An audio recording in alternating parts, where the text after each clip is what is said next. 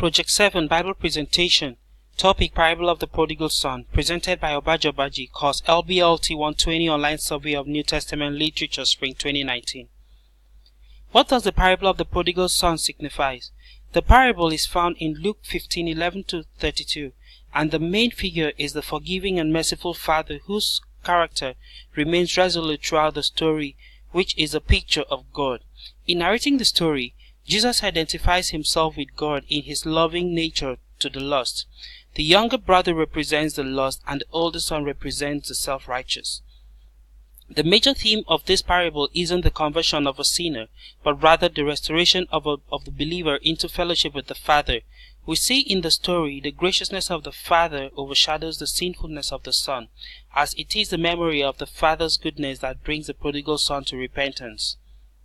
The younger son requests for his portion of the estate, which is absolutely within his right to ask, but not really a loving thing to do, which implies he wished his father was dead. Instead of rebuking his son, rather the father grants him his request, which is a picture of God letting the sinner go his own way. He then travels to a distant country, which is a physical departure from God and a display of willful disobedience to all the goodness his father has offered. Through this process, he wastes all his father has worked so hard for, on selfish and shallow fulfillment, losing everything.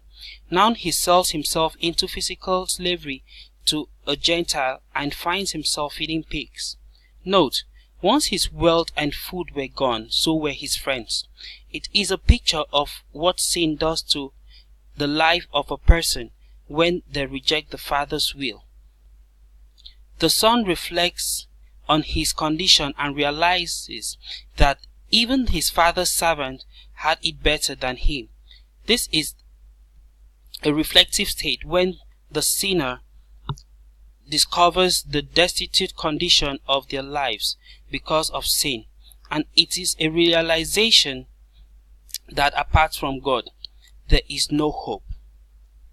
Jesus tells of the father waiting for his son and notices him afar off.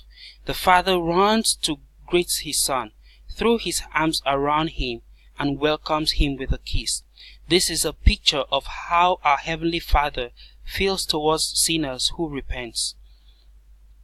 God greatly loves us, and He patiently waits for us to have a change of heart so He can show us great mercy, because He does not want any to perish.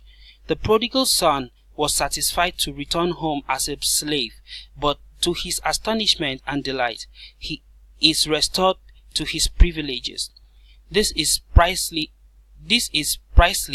what God's grace does for a repentant sinner. The father tells the servant to bring the robe, a ring for his hands, and a sandals for his feet. All this represents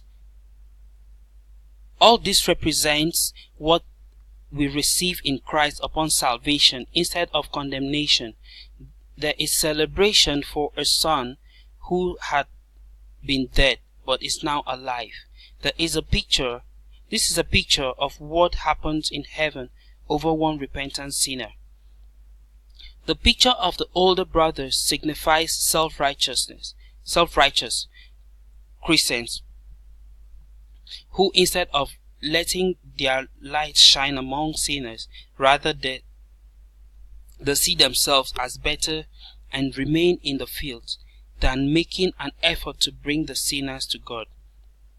Finally, the picture of the father receiving the son back is a picture of how we should respond to repentant sinners as well. For all have sinned and fallen short of the glory of God. We all are included in that all, and we must remember that all our righteousness is like a filthy rag apart from Christ.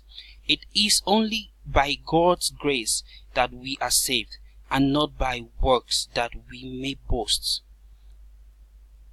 Ephesians 2:8-9.